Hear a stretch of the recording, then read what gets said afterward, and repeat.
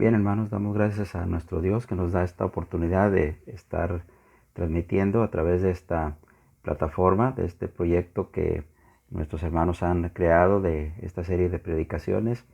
El día de hoy le toca a su servidor. Mi nombre es Jesús Conrado Jiménez de Monterrey, Nuevo León, en México.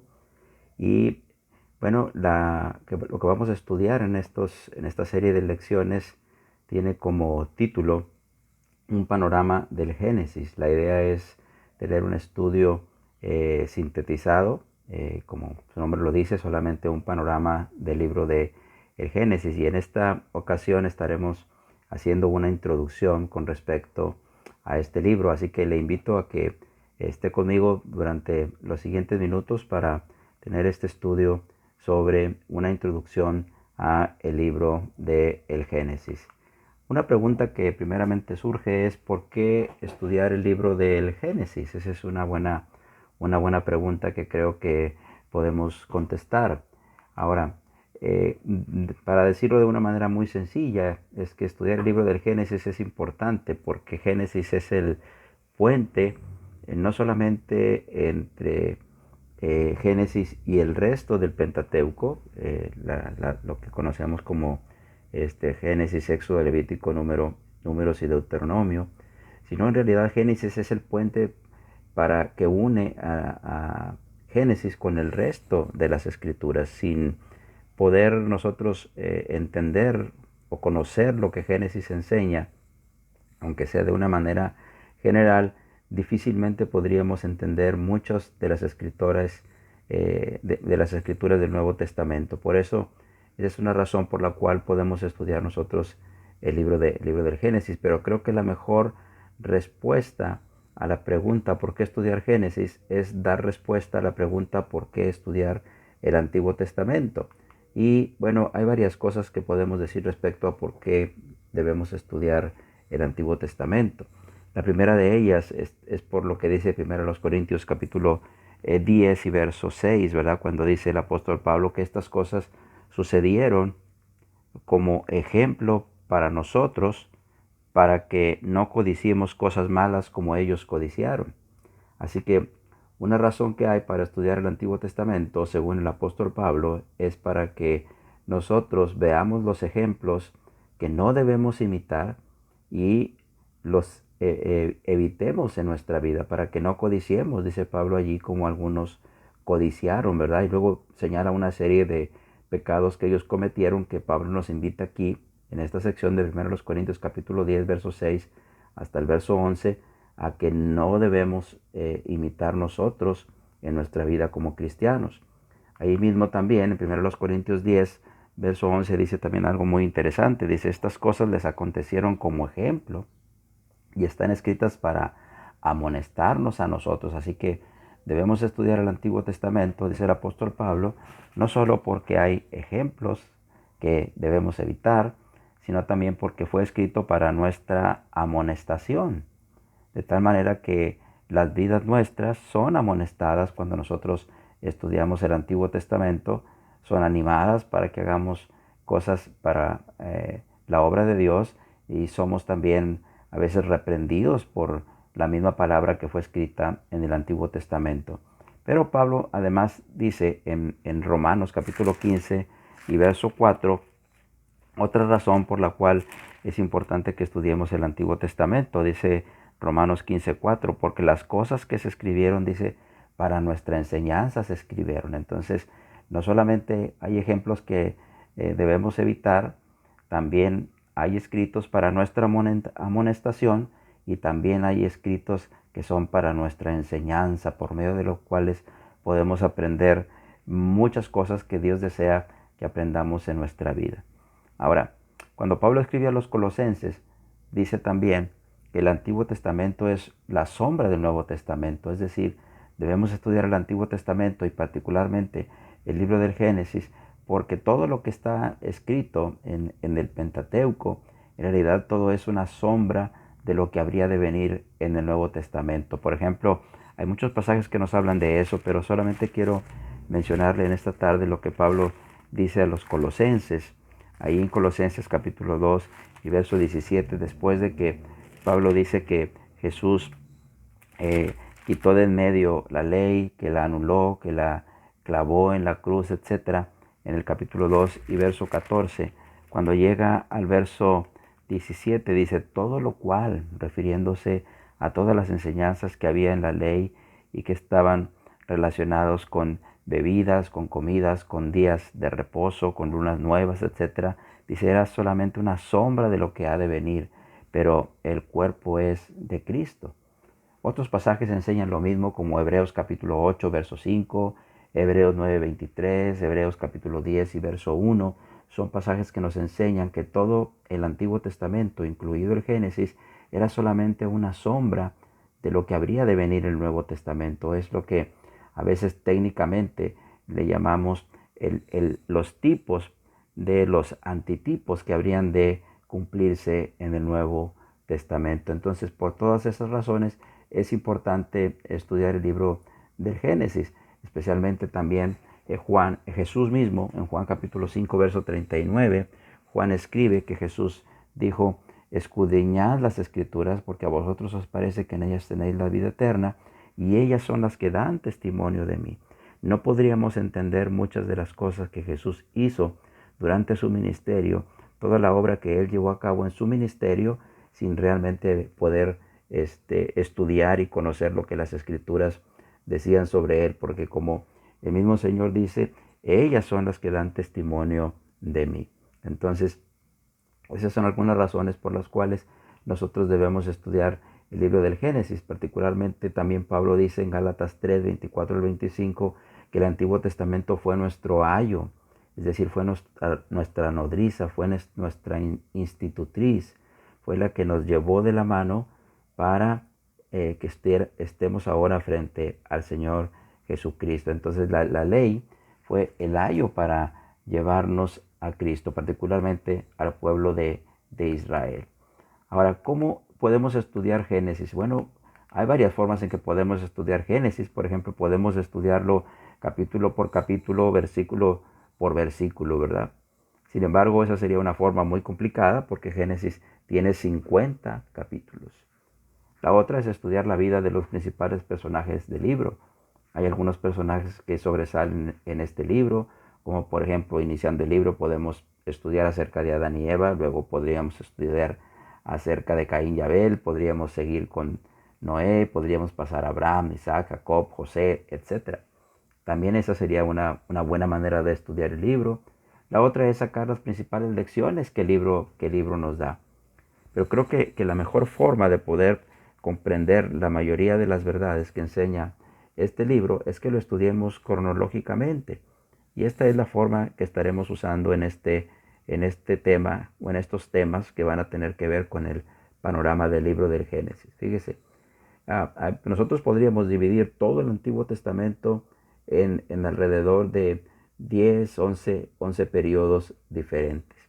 Pero particularmente en el Génesis hay 5 grandes periodos bien marcados ahí. Primero tenemos el periodo de la creación. Ese periodo de la creación que fácilmente abarca los primeros 2 capítulos del Génesis. Luego tendríamos el periodo antediluviano, que estaríamos partiendo desde Génesis capítulo 3 prácticamente hasta Génesis capítulo 8 y verso 20, que es cuando viene el diluvio. Y luego tendríamos el periodo postdiluviano. Ese periodo postdiluviano abarcaría desde Génesis 8:21 hasta Génesis 11:32. Y luego tendríamos el periodo patriarcal, que empezaría con el llamamiento de Abraham y que empieza en Génesis capítulo 12 y verso 1 y va hasta Génesis 46, verso 27. Y en todo ese periodo patriarcal estaríamos viendo todo lo que tiene que ver con la vida de Abraham, con la vida de Isaac, con la vida de Jacob y con la vida de José. Y luego tendríamos finalmente el periodo de la esclavitud egipcia, que empieza en Génesis 46, 28 y realmente termina hasta Éxodo capítulo 12, verso 37, cuando el pueblo de Israel sale de Egipto. Pero como nosotros estamos estudiando solamente la parte que tiene que ver con el Génesis, podríamos decir que estos 5 periodos son los que vamos a poder analizar aquí. Sin embargo, antes de entrar directamente al texto, hay algunos detalles que tenemos que conocer sobre el libro del Génesis. Primero, hablemos de su nombre. ¿Por qué este libro se llama Génesis? Bueno, si nosotros buscamos el significado de la palabra Génesis significa principio, significa origen. Génesis es el nombre griego que se le dio a este libro cuando las escrituras hebreas fueron traducidas al griego y se formó lo que conocemos como la Septuaginta, que es la traducción del Antiguo Testamento hebreo al griego. Ahora, ¿cuál era el nombre que realmente este libro tenía en las escrituras hebreas? Bueno, el nombre de este libro era Bereshit. Y esa palabra Bereshit, este libro tenía como nombre esa palabra Bereshit, porque Bereshit es tomada de la primera parte del libro, de las primeras palabras que están escritas en el libro. Usted y yo recordamos que en Génesis capítulo 1, verso 1, en nuestro español, empieza diciendo en el principio. Bueno, la frase en el principio es Bereshit. Así que el término Bereshit se derivó del inicio del libro. ¿Sí? Ahora, esa palabra Bereshit, Génesis, es el nombre dado en la Septuaginta, significa principio, significa origen. Ahora, ¿por qué tiene ese nombre? Porque realmente eso es lo que encontramos en este libro. Este libro es conocido también como el libro de los principios, porque hay muchos principios que vamos a encontrar nosotros ahí en el Génesis. Ahora, ese es su nombre. Ahora, ¿quién es el autor? Bueno, definitivamente Moisés es el autor de este libro. Ahora, la pregunta es, ¿cómo sabemos eso? Bueno, sabemos eso no solo por la tradición judía, sino porque podemos contemplar nosotros que hay una unidad perfecta entre Génesis y el resto del Pentateuco. ¿Sí? Es decir, que Génesis termina donde empieza Éxodo. Entonces sería muy difícil que fueran autores diferentes, puesto que hay una unidad perfecta. Lo que va describiendo Génesis se complementa perfectamente con lo que se empieza a narrar en el libro de Éxodo. Ahora, no tenemos duda nosotros que Moisés es el autor del Pentateuco. Entonces, si Moisés es el autor del Pentateuco, entonces también es el autor del Génesis, porque hay esa perfecta unidad entre ambos.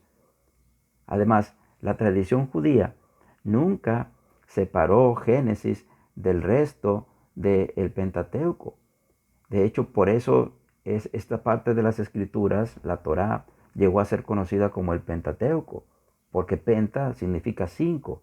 Y ahí, hermanos, en esos escritos llamada la Torá, se incluían los 5 primeros libros de la Biblia: Génesis, Éxodo, Levítico, Números y Deuteronomio. Entonces, ¿quién es el autor del Pentateuco? También es el autor de Génesis. Hay esa unidad perfecta entre Génesis y el resto del Pentateuco. Pero además también el Pentateuco, hermano, testifica que Moisés es el autor. Por ejemplo, si usted va a Éxodo 34, 27, vamos a ver lo que las escrituras nos dicen ahí, en Éxodo 34, 27. Y usted va a poder leer ahí que Dios le dice a Moisés que escriba este libro de la ley. Génesis capítulo 34, verso 27 dice: y Jehová dijo a Moisés: escribe tú estas palabras, porque conforme a estas palabras he hecho pacto contigo y con Israel. Por lo tanto, el Pentateuco testifica que Moisés es el autor. Usted puede considerar también posteriormente Éxodo capítulo 17, verso 14, Números 33, 1 al 2, Deuteronomio 31, 9 al 11, Deuteronomio 31, 24 al 26, y en cada uno de estos pasajes se encontrará cómo Moisés fue mandado por Dios a escribir lo que está en esto que es conocido como la Torá. Entonces, Moisés es el autor del libro, no solo porque hay una unidad perfecta entre Génesis y el resto del Pentateuco, no solo porque los judíos siempre consideraron a Génesis como parte de los escritos de Moisés, sino también porque el Pentateuco mismo testifica que Moisés es su autor. Ahora, hay otros libros del Antiguo Testamento que testifican también que Moisés es el autor. Por ejemplo, usted puede leer Josué, no lo vamos a leer aquí, pero puede leer, por ejemplo, Josué 11:12, Puede leer el primer libro de Reyes 2:3, segundo libro de Crónicas 8:12 al 13, y vamos a encontrar nosotros como ahí los escritores de esos libros aseguran que es Moisés el autor del Pentateuco. Ahora, ¿qué decir del testimonio de nuestro Señor Jesucristo en el Nuevo Testamento? Pasajes como Mateo capítulo 8, verso 4, Mateo 19, 7 al 8, Mateo 19, 22 al 24, Marcos capítulo 7 y verso 10, y otros muchos más pasajes como Juan capítulo 7, verso 19, etcétera, nos enseñan también lo mismo. Jesús mismo certificó en sus enseñanzas que Moisés es el autor del Pentateuco. Mire solamente, por ejemplo, lo que dice Mateo capítulo 19, verso 7 y verso 8. Le dijeron, ¿por qué pues mandó Moisés dar la carta de divorcio y repudiarla? Entonces Jesús dijo, por la naturaleza de vuestro corazón Moisés os permitió repudiar a vuestras mujeres, mas al principio no fue así. El testimonio de Cristo, al igual que el testimonio de estos judíos con los que está hablando Jesús, es que Moisés era el que había permitido dar esa carta de divorcio. Esa enseñanza la tenemos en el Pentateuco, particularmente en Deuteronomio 24. Bueno, los judíos certificaron que Moisés era el autor de eso. Pero no solo eso, sino también que Jesús mismo testifica eso cuando dice, Moisés les permitió repudiar a vuestras mujeres. Jesús no negó que Moisés haya sido el autor del Pentateuco. Ahora, otros autores del Nuevo Testamento también hicieron lo mismo. Usted va, por ejemplo, ahí cerca de donde leímos ahorita, en 1 Corintios, pero ahora va al capítulo 9 y verso 9, y mire lo que Pablo escribió. Porque en la ley de Moisés, dice, está escrito, no pondrás bozal al buey que trilla. Pablo, como uno de los escritores del Nuevo Testamento, al igual que otros escritores, como por ejemplo Hebreos capítulo 8, verso 5, Hebreos 9, 19, Hebreos 10, 28, todos testifican que Moisés es el autor del Pentateuco. Ahora, hay algunas enseñanzas de algunos estudiosos que creen que Génesis es una compilación de documentos antiguos. Pero aún así, no se debe hacer a un lado la inspiración de Moisés. Es posible que haya sido así, que Moisés haya recopilado algunos escritos antiguos, pero eso no quita la inspiración de los escritores sagrados. Mire, por ejemplo, vaya por un momento a Números capítulo 21.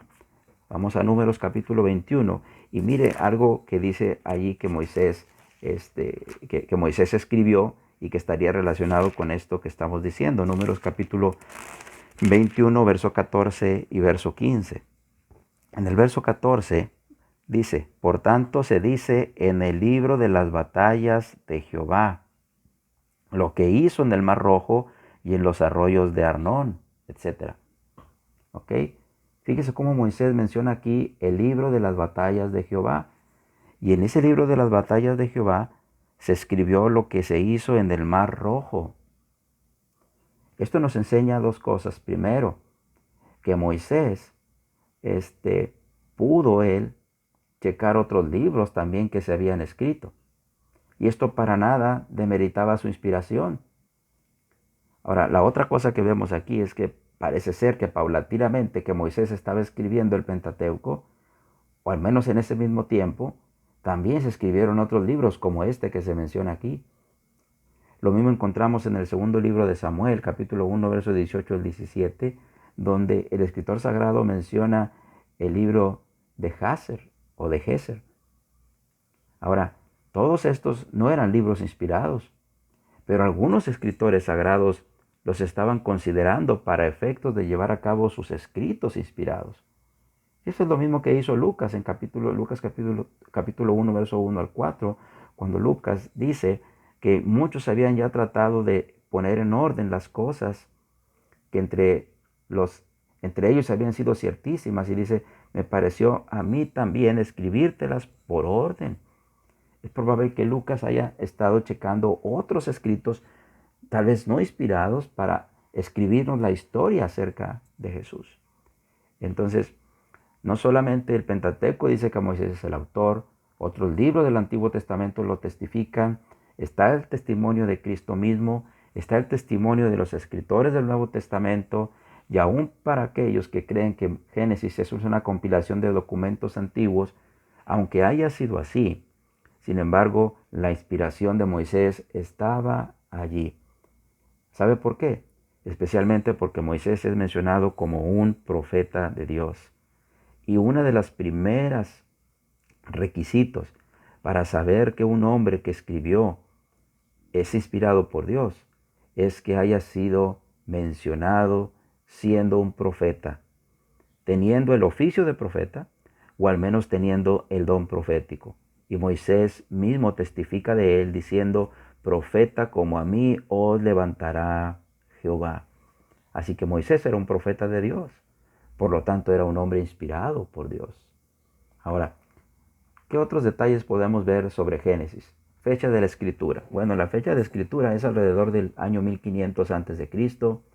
y el lugar de la escritura es muy probablemente el desierto, durante esos 40 años de peregrinaje del pueblo de Israel por el desierto. Ahora, ¿qué propósito tiene Génesis? Eso es importante. Bueno, en primer lugar, Génesis tiene el propósito de darnos un panorama breve de la historia divina, desde el principio de la creación hasta la entrada del pueblo de Israel en Egipto. Ese podríamos decir que es el propósito principal del Génesis, darnos ese panorama de toda la historia divina, desde el principio hasta la entrada de Israel en Egipto. No tanto de toda la historia divina, sino de una breve historia divina, de las cosas más importantes que sucedieron en todo ese tiempo. Pero también Génesis tiene como propósito darnos un registro del origen del universo y de los seres que habitamos el universo. Ahí vamos a poder encontrar por qué existimos los seres humanos, cuándo vinimos a existir, cuándo vino a existir el mundo animal, el mundo vegetal, el universo mismo con todo lo que hay ahí que conocemos y aún con aquello que no conocemos. Génesis tiene ese propósito. Pero también un propósito fundamental de Génesis es que nos revela esa naturaleza de Dios. La naturaleza de Dios que tiene que ver con Él como creador de todas las cosas, como preservador de todo lo que Él creó, pero también como el soberano de toda la creación. Génesis, hermanos, nos presenta esa naturaleza de Dios como creador, como proveedor, y como preservador, y como soberano de la creación. También tiene el propósito de mostrarnos a Dios y cómo se relaciona con el hombre. Este libro nos permite ver cuánto interés Dios tiene en los seres humanos. Este libro nos muestra que Dios tiene un gran interés, un interés muy profundo en relacionarse con el ser humano.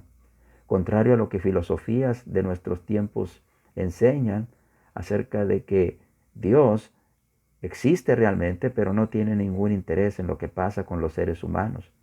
Eso es completamente falso y Génesis nos demuestra cómo Dios tiene ese profundo interés en el ser humano. Ahora, finalmente Génesis tiene como propósito también, hermanos, nuestra amonestación y nuestra enseñanza, como decíamos al principio. Ahora veamos otros detalles. Ya hemos dicho que la palabra Génesis significa principio u origen. Y hay varios principios registrados en Génesis. Por ejemplo, tenemos el principio de la tierra como la habitación del hombre. Y esto empieza desde Génesis capítulo 1, verso 1 y va por todo el capítulo 2. Luego tenemos también el principio de la raza humana. Capítulo 2, verso 4 al 25, encontramos nosotros cómo empezó la raza humana y qué son las primeras actividades que la raza humana empezó a llevar a cabo. Tenemos también el principio del pecado en el mundo, registrado ahí en Génesis capítulo 3, particularmente del verso 1 al verso 7, nos narra cómo empezó el pecado en el mundo. Pero también tenemos registrado aquí la primera promesa de redención, el origen o el principio de la redención nuestra, donde fue prometida. Génesis capítulo 3, verso 8 hasta el verso 24. Tenemos también el principio de las familias de la tierra. Génesis capítulo 4 se empieza a hablar de las primeras familias que poblaron la tierra. Génesis capítulo 4, verso 1 al 15. También tenemos el principio de toda la generación incrédula de aquellas primeras familias que existieron. Génesis capítulo 4, verso 16, donde empezamos con Caín y vamos hasta Génesis capítulo 9, verso 29. ¿Sí? Luego tenemos también el principio de las naciones en Génesis capítulo 10, verso 1 hasta el verso 32. Luego tenemos el principio de las lenguas humanas, Génesis capítulo 11, verso 1 al 9. Y luego tenemos el principio de la raza hebrea, Génesis capítulo 11, verso 10, hasta el final del libro. Fíjate entonces cómo Dios va a dedicar 11 capítulos completos para hablar de el principio de la raza humana, el principio de la tierra, el principio de la promesa de la redención, lo que pasó con aquellas primeras familias de la tierra, aquella generación incrédula, cómo surgieron las naciones, cómo surgieron las lenguas de las naciones. Un gran periodo de aquellas primeras generaciones está contado en alrededor de 11 capítulos del Génesis.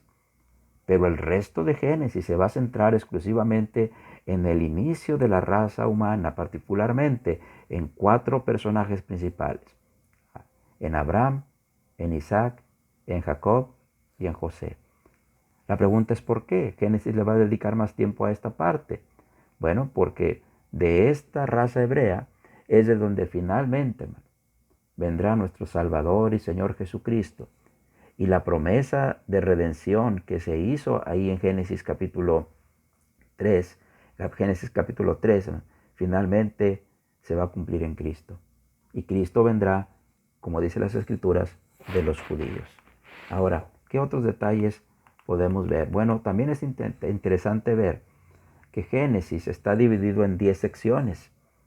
Y cada sección empieza con la palabra Toledot. ¿Y qué significa la palabra Toledot? La palabra Toledot simplemente significa generaciones o descendientes. Y básicamente se refiere a registros familiares. Por lo tanto, Génesis está dividido en 10 grandes registros familiares, unos más grandes que otros, pero al final de cuentas son registros familiares. Y cada Toledot, es decir, cada registro familiar, se identifica porque tiene un personaje central.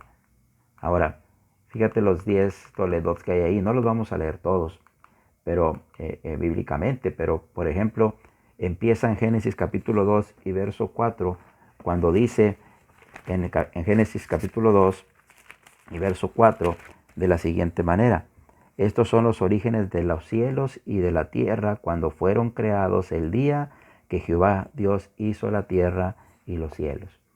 El primer Toledot es el Toledot de los orígenes de Jehová, de los orígenes, perdón, de lo que Jehová hizo. Por lo tanto, el personaje central es Jehová y el Toledot se refiere a los orígenes del cielo y de la tierra. Pero luego si vas al capítulo 5 y verso 1 tenemos el segundo Toledot. Y dice así: este es el libro de las generaciones. En otras palabras dice, este es el libro o este es el Toledot de Adán. Es decir, aquí va a estar registrado la historia de la familia de Adán y el personaje principal será Adán. Luego si fuéramos al capítulo 6, verso 9, veríamos que es el libro de las generaciones de Noé. Luego vendríamos al capítulo 10, verso 1 y veríamos el libro de las generaciones de los hijos de Noé. Y lo mismo pasaría con Sem, con Taré, con Ismael, con Isaac y con Esaú. Cada uno de ellos se identifica por un personaje principal. Ahora llama la atención que no haya una división que diga este es el libro de las generaciones de Abraham, ¿sí? Sino más bien dice este es el Toledot de Taré, el libro de las generaciones de Taré. ¿Por qué Taré? Es la pregunta. Bueno, porque Taré es el padre de Abraham y a Dios le interesó decirnos quién era el padre de Abraham. Entonces, esos detalles también los encontramos en Génesis. Son 10 secciones de alguna manera separadas porque son registros familiares que tienen un personaje principal, pero al mismo tiempo todas unidas unas con otras y complementadas unas con otras. Y por último tenemos también el Toledot de Jacob, que empieza en el capítulo 37 y que va prácticamente hasta el final del libro. Pero si hiciéramos una división muy rápida del libro, diríamos que hay dos divisiones básicas en Génesis. Primero, del capítulo 1 hasta el capítulo 11, encontramos un relato de las familias antediluvianas. Y del capítulo 11, del capítulo 12 hasta el capítulo 50, encontramos el relato de la familia de Abraham. Pudiéramos decir que es desde el capítulo 11, verso 27, hasta el capítulo 50, verso 26, el final del libro, cuando se encuentra el relato de la familia de Abraham. Ahora, fíjate, hay algo muy interesante aquí que quisiera incluir dentro de esta introducción. Génesis y la historia. Génesis, hermanos. Algunos han dicho que es un mito, pero en realidad no es un mito. Génesis trata con personas. Génesis trata con eventos. Génesis trata con lugares que fueron reales, aun cuando las personas digan y crean que es un mito. La historia antigua, hermanos, sería difícil, siempre es difícil. En la historia antigua siempre es difícil poder confirmar con precisión algunas cosas. Sin embargo, la dirección que Moisés tuvo del Espíritu Santo para escribir este libro hace que este libro sea completamente confiable. Moisés era un profeta de Dios. Y si creemos que el resto de la Biblia es inspirado por Dios, no hay razón para creer que Génesis sea solamente un mito. No hay razón para ello, porque la guía del Espíritu Santo estuvo en el escritor sagrado. Ahora, es cierto que la arqueología no ha descubierto aún inscripciones con los nombres, por ejemplo, de los patriarcas. Sin embargo, hay que considerar varias cosas. La gente se pregunta, bueno, ¿por qué la arqueología no ha descubierto alguna inscripción con el nombre de Noé, o con el nombre de Adán, o con el nombre de Enoc, o con el nombre de Sem, o con el nombre de Caín, o de Abel, o de aquellos patriarcas de aquellas primeras generaciones que existieron?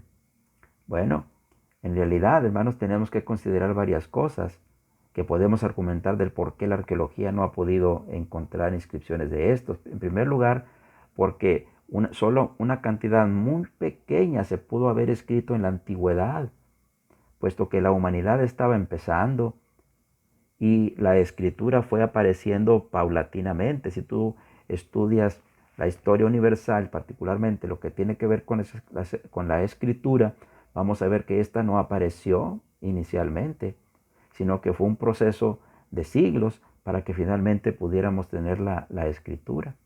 Así que debió de haber sido muy poco lo que realmente se escribió en esos tiempos antiguos. Ahora, aun cuando se podrían haber sobrevivido al paso del tiempo. Hubiera sido muy poco lo que pudiera haber sobrevivido con el paso del tiempo por el tipo de materiales que se usaban anteriormente. Ahora, sin embargo, algo que sí podemos decir es que los personajes del Génesis no eran personas poderosas, sino más bien eran familias nómadas, familias que iban de un lugar a otro por las formas tan rudimentarias de subsistencia que existían en aquel tiempo. Tú recuerdas, por ejemplo, cuando estudiamos también la historia universal, cómo las primeras familias que poblaron la tierra se nos decían que vivían de la caza, la pesca y la recolección de frutos. Bueno, aquellas primeras generaciones sin duda alguna vivieron así, como nómadas. Así que difícilmente podían establecerse en un solo lugar y dejar un asentamiento que posteriormente la arqueología pudiera descubrir. Ahora, fíjate en esto también. Solo José, hermanos, es mencionado como alguien poderoso. Ahora, la pregunta que surge es ¿por qué no hay datos de José en los registros de los egipcios? Bueno, José muy probablemente vivió en un periodo donde los egipcios estaban siendo gobernados por los Hicsos. Los Hicsos no eran egipcios, sino era un pueblo conquistador que vino y conquistó Egipto, y después de que Egipto fue liberado del dominio de los Hicsos, todo se destruyó. Todo lo que tenía que ver con los Hicsos se destruyó. Así que si hubo inscripciones acerca de José, estas desaparecieron. Ahora mire algo más. Sin embargo, a pesar de todo esto, algo que se ha hecho la arqueología es demostrar que los nombres que aparecen en el Génesis encajan con los nombres que se usaban en Mesopotamia en el segundo milenio antes de Cristo. Nombres como Serug, como Nacor, que se mencionan en Génesis, han sido encontrados en inscripciones de ese tiempo en las regiones de Mesopotamia, el lugar de origen de Abraham. Génesis además asegura que en Ur se practicaba la idolatría, lo cual también ha sido demostrado plenamente por la arqueología. Ahora, otros nombres como Abraham, Isaac, Ismael, Aser, Isaacar, etc., también han sido encontrados en inscripciones de esa región de Mesopotamia y que pertenece también a ese periodo. Asuntos culturales, hermanos, como las herencias, el trato de las herencias, el matrimonio, cómo se llevaban a cabo esto, las sepulturas, cómo se llevaban a cabo, son prácticas que aparecen también en Mesopotamia en ese tiempo, las mismas prácticas que aparecen en el libro del Génesis. Algo bien interesante, por ejemplo, es el término Rahab, que se usa en Génesis capítulo 25, verso 23. No Rahab, Rab solamente, R-A-B. Y que se usa para hablar del hijo mayor. Bueno, esto también la arqueología ha descubierto que fue usado en otros registros antiguos.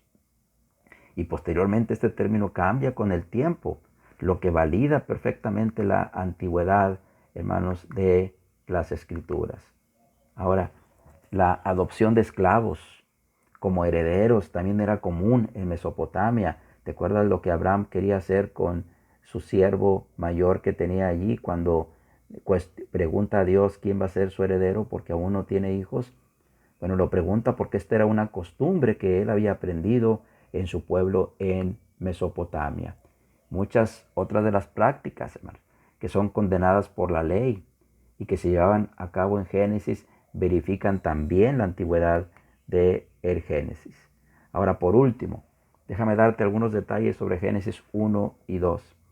Génesis 1 y 2 encierra realmente toda la creación. Son dos versículos donde se describe de una manera muy general como versos independientes del resto del relato de la creación, que en el principio creó Jehová los cielos y la tierra. Ahora, estos versos afirman que Dios es el responsable de la existencia de todas las cosas. Hebreos 3:4. El resto de los versículos del capítulo 1 nos van a dar detalles de cada día de la creación. Y el capítulo 2 nos dará detalles adicionales de la creación que fue narrada en el capítulo 1. Habiendo dicho todo esto, entonces estamos listos para entrar en el libro del Génesis y empezar a estudiarlo a través de esos periodos, esos 5 grandes periodos que vimos en esta introducción. Esperamos que todo esto sea de bendición y de provecho para su vida, pero especialmente que le ayude a entender que hay un Dios todopoderoso, que es el que le ha dado origen a este mundo en el que vivimos, que estamos en sus manos y que Él es el soberano y que Él es el rey y el que gobierna este mundo, y que independientemente de lo que pase, Él tiene un gran cuidado sobre nosotros, porque Él es nuestro creador y el creador de este mundo en el que usted y yo habitamos. Gracias por su atención y que Dios le bendiga.